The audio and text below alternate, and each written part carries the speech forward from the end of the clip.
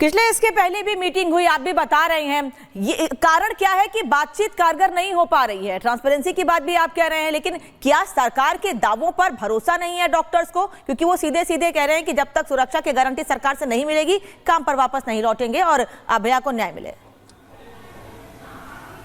जी Meenakshi, 5 demands लेकर के सरकार के पास डॉक्टर्स जाना चाहती है। इससे पहले 3 बार मीटिंग डॉक्टर्स ने चीफ मिनिस्टर से मुलाकात करने के लिए जब डॉक्टर्स लोग गए तब बोला गया कि यहाँ पे वीडियोग्राफी या फिर कोई भी लाइव स्ट्रीमिंग नहीं हो सकती है।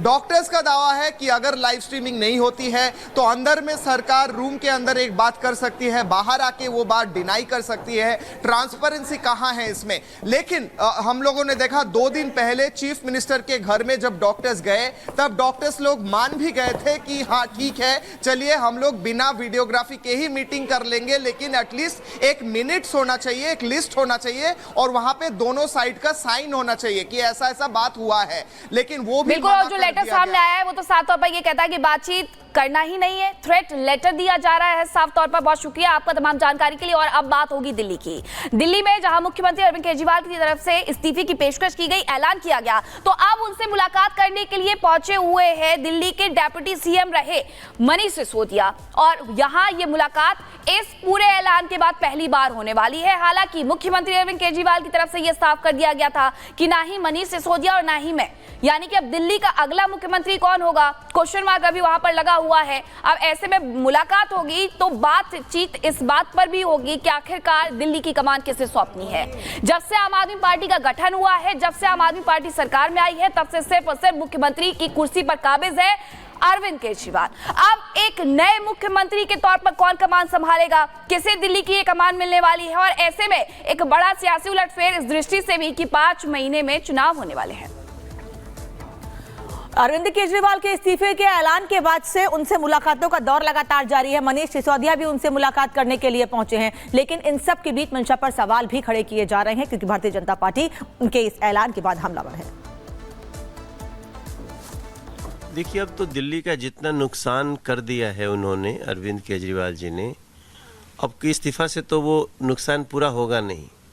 अब देखिए, हम लोगों से मिल रहे हैं, रेहड़ी पटरी के लोग परेशान हैं, जो टूटी सड़कों से, गड्ढों से परेशान हैं लोग, बिजली और पानी के बड़े बड़े बिल आ रहे हैं, नाले साफ नहीं हुए तो इतने लोग, आप खुद ही देखिए कितने बच्चे तो जान से हाथ धो बैठे। तो अब इस्तीफा तो तब देना चाहिए था जब ज़रूरत थी। अब तो कोर्ट ने सस्पेंड कर दिया है उनको। ये तो सिर्फ एक दिखावा कर रहे हैं। इस बार जब उनको बेल मिली अरविंद केजरीवाल जी को, तो कोर्ट ने स्पष्ट कहा आप सीएम ऑफिस नहीं जा सकते, आप फाइल साइन नहीं कर सकते। तो जो मुख्यमंत्री सीएम ऑफिस नहीं जा सकता, फाइल नहीं साइन कर सकता, इसका अर्थ क्या होता है कि वो सस्पेंड हो चुका है। अब कोई रास्ता बचा नहीं, तो उन्होंने एक लोगों को फिर से भ्रमित करने के लिए इस्तीफा खेला है। मेरा मानना है जब वो दिल्ली की गलियों में आएंगे तो दिल्ली के लोग उनसे सवाल करेंगे।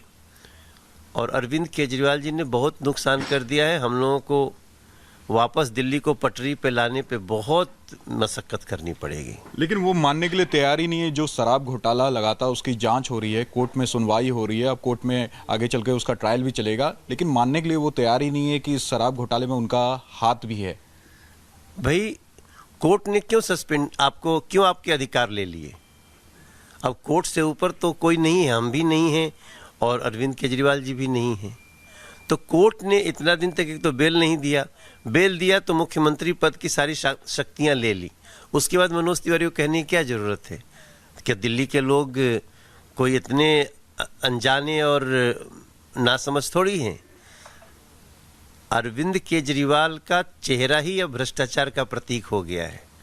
क्या बदला? झुग्गियों में किसका जीवन बदला? अनऑथराइज कॉलोनी में किसका जीवन बदला? यहाँ जितने लोग बैठे हैं, अभी आप जब थोड़ी देर बैठ करके बात करेंगे तो ये हमको मिठाई खिलाने थोड़ी आए हैं, सब अपनी अपनी समझ की इंतजार क्यों करनी है? अक्टूबर में चुनाव कराएं। दिल्ली की जनता और भारतीय जनता पार्टी तैयार है, क्योंकि दिल्ली की जनता इस भ्रष्टाचारी सरकार से मुक्ति चाहती है। लेकिन अरविंद केजरीवाल करेंगे नहीं, उनको सिर्फ राजनीतिक ड्रामा करना है। वो इस चीज़ को अभी और चलाएंगे और जहाँ तक अग्नि परीक्षा की बात कर रहे हैं अरविंद केजरीवाल, मैं उनको चुनौती देता हूँ, आज से शुरू करते हैं। आज जहाँ आप बैक टू बैक मीटिंग कर रहे हैं अपने घर में, उस घर के दरवाजे खोल दीजिए और दिल्ली की जनता को कहिए आइए मेरे झुग्गी के भाई बहन, मैं दिल्ली का बेटा आपको बुलाता हूँ, आइए मेरा घर देखिए कि पिछले 10 सालों में मैंने आपको लूट के कैसी एक ऐशगाह बनाई है, जिसमें 8 करोड़ का मार्बल है, 2 करोड़ का बिस्तर है, 8 लाख के पर्दे लगाए हैं मैंने, और वो मैंने सब आपका खून चूस के मैंने वो पैसा इकट्ठा किया है। दिखाएं यार, दे अग्नि परीक्षा अरविंद केजरीवाल, है हिम्मत? नहीं कर सकते। तो दिल्ली में राजनीतिक सरगर्मी बढ़ चुकी है। जिस तरीके से मुख्यमंत्री अरविंद केजरीवाल की तरफ से इस्तीफे का ऐलान किया गया, सवाल कई, लेकिन इसी के साथ साथ उन्होंने आखिरकार ये दाव क्यों खेला?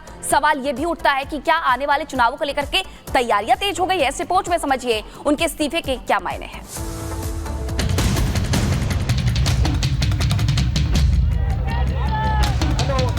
2 दिन के बाद, आज से 2 दिन के बाद मैं सीएम की कुर्सी से इस्तीफा देने जा रहा हूं। जब तक चुनाव नहीं होते तब तक मेरी जगह आम आदमी पार्टी से कोई और मुख्यमंत्री बनेगा। देश और दिल्ली की जनता जानना चाहती है 48 घंटे का राज क्या है। सुप्रीम कोर्ट को भी ये डर है कि ये आदमी जाकर जो सबूत है उसके खिलाफ उसको मिटा देगा। जेल से बाहर आने के 2 दिन बाद केजरीवाल ने इस्तीफे वाला दांव चला है।